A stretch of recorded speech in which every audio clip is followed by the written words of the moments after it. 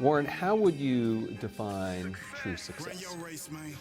Well, I've said many times that if you get to be 65 or 70 and later, and the people that you want to have love you actually do love you, you're a success. I've never seen anybody that reaches that age. I mean, I'm not talking about somebody that's in extreme poverty or pain or something, but I've never seen anybody that they have a lot of people that love them, that is other than happy. And I've seen some very, very wealthy people that give testimonial dinners to and name schools after and everything. Nobody loves them. You know. Their own kids would say, he's in the attic, you know. Okay. What are, say, 3 pieces of advice you would give to people who are looking to succeed in business? Well, by far the best investment you can make is in yourself.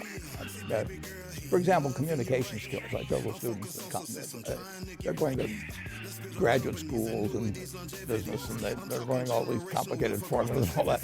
If they just learn to communicate better, both in writing and in person, they increase their value at least 50%. You know, I mean, if you can't communicate, somebody says, you know, it's like winking at a girl in the dark. Nothing happens, you know, basically. And you have to be able to get forth your ideas, and that's relatively easy. I did it myself with the Dale Carnegie course. Some people wish I'd taken a shorter course now in terms of my talking later on, but it's just hugely important. And if you invest in yourself, nobody can take it away from you. I mean, and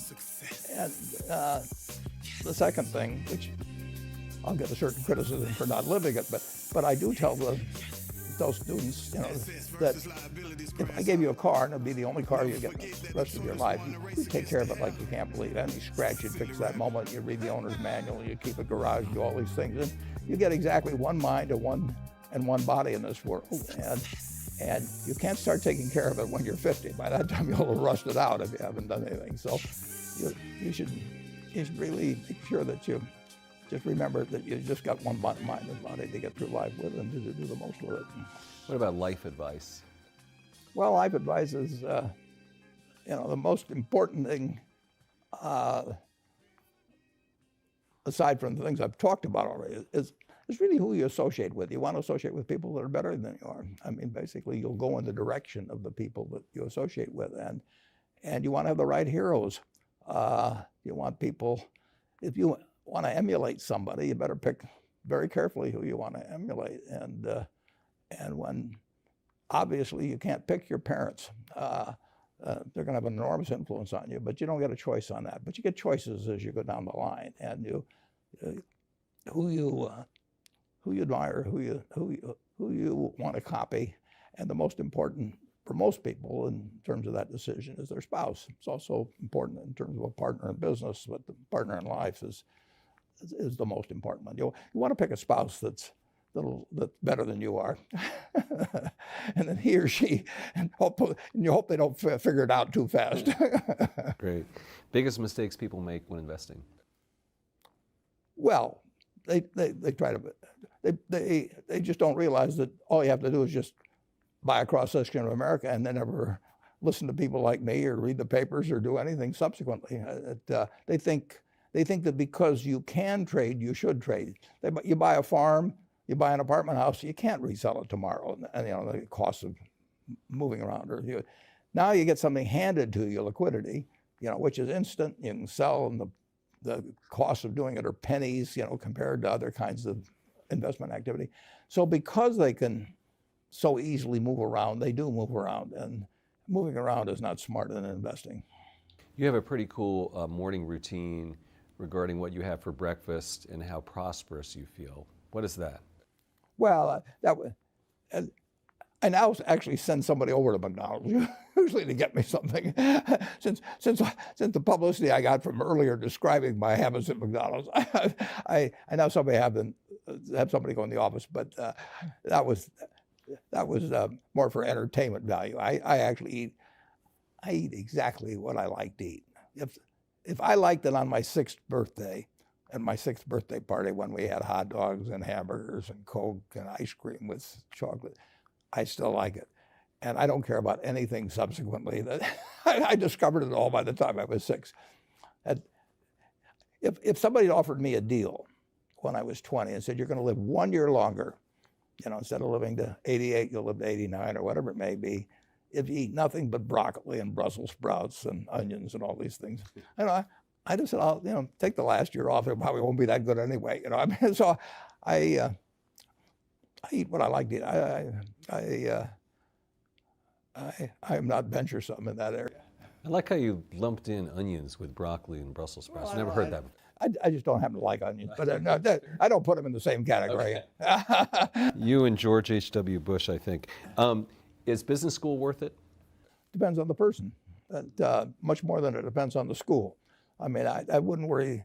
Some people are going to get a lot out of advanced education, and some people are going to get very little. And I don't even think it's important that every person go to college at all. I mean, we have all kinds of jobs at 70 or so thousand a year, 80,000 a year, that college training is not of use. And I actually was not keen on going to college myself. Yeah, my dad kind of jollied me into it. He could get me to do anything. But if they'd had an SAT test in those days, he would have taken the test for me.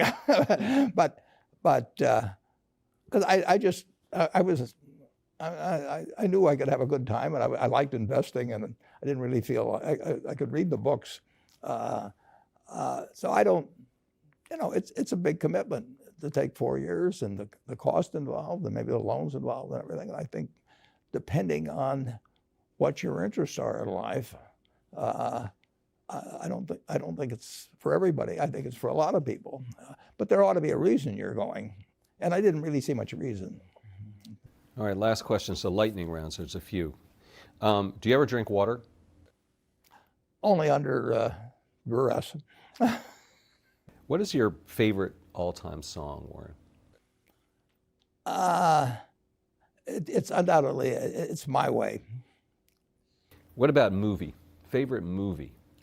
Well, I like The Bridge on the River Kwai because of there were a lot of lessons in that. Plus, it was enormously fascinating. Catchy tune also. Pardon me? Catchy tune also. Yeah, Right. very. Right. But the ending of that was sort of the story of life. He created the railroad, and did he really want the enemy to come in across it? Got it. Favorite book? Well, the favorite book from an the book that had the most impact on my life was The Intelligent Investor by Ben Graham. I knew you were going to say that. Favorite TV show? It's probably going to be it would be Nebraska in some huge bowl game and winning. And finally, what do you carry in your wallet, and how much money do you tend to carry around? Well, I probably carry maybe $400. I actually my wife likes to use cash, so I just take home a chunk of cash every now and then she doles it out. She looks at my billfold and sees whether all the hundreds are gone. Sticks a few in there, but it's pretty simple. And credit cards?